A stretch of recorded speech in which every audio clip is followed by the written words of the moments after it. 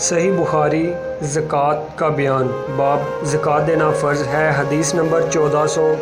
ترجمہ: ہم سے ابو الیمان حکم بن نافع نے بیان کیا، کہا کہ ہمیں شعیب بن ابی حمزہ نے خبر دی، ان سے ظاہری نے کہا کہ ہم سے عبداللہ بن عتبہ بن مسعود نے بیان کیا کہ ابو ہریرہ رضی اللہ تعالیٰ عنہ نے بیان کیا کہ جب رسول پاک صلی اللہ علیہ وآلہ وسلم فوت ہو چکے تو ابو بکر صدیق رضی اللہ تعالیٰ عنہ خلیفہ مقرر ہوئے، تو عرب کے کچھ قبائل کافر ہو گئے اور کچھ نے زکوٰۃ سے انکار کر دیا، اور حضرت ابو بکر صدیق رضی اللہ تعالیٰ عنہ نے ان سے لڑنا چاہا، تو عمر فاروق رضی اللہ تعالیٰ عنہ نے فرمایا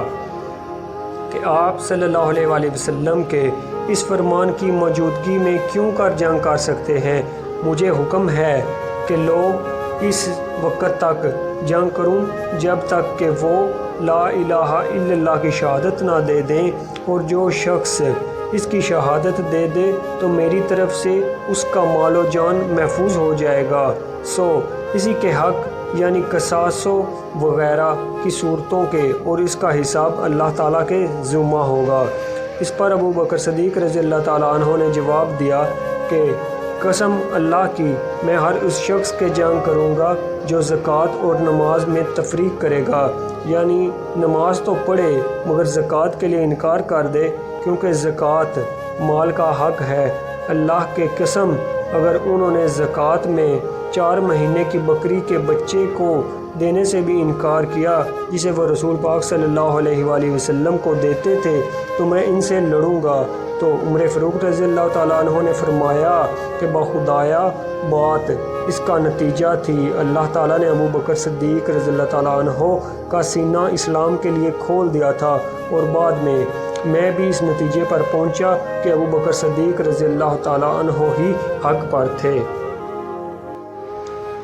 صحیح بخاری زکوٰۃ کا بیان۔ باب زکوٰۃ نہ ادا کرنے والے کا گناہ۔ حدیث نمبر 1403۔ ترجمہ: ہم سے علی بن عبداللہ مدنی نے بیان کیا، انہوں نے کہا کہ ہم سے ہاشم بن قاسم نے بیان کیا کہ ہم سے عبد الرحمن بن عبداللہ بن دینار نے اپنے والد سے بیان کیا، ان سے ابو سہل سمسان نے، اور ان سے ابو ہریرہ رضی اللہ تعالیٰ عنہ نے بیان کیا کہ رسول کریم صلی اللہ علیہ وآلہ وسلم نے فرمایا کہ جسے اللہ تعالیٰ نے مال دیا ہو اور اس نے اس کی زکوٰۃ نہیں ادا کی، تو قیامت کے دن اس کا مال نہایت زہریلے گنجے سانپ کی شکل اختیار کر لے گا۔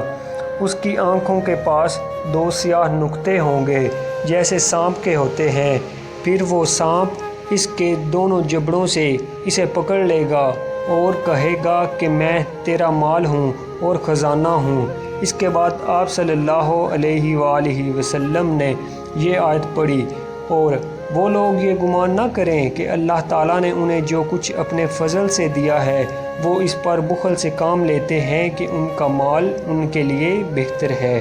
بلکہ وہ برا ہے جس مال کے معاملہ میں انہوں نے بخل کیا، قیامت میں اس کا طوق بنا کر ان کے گردن میں ڈال دیا جائے گا۔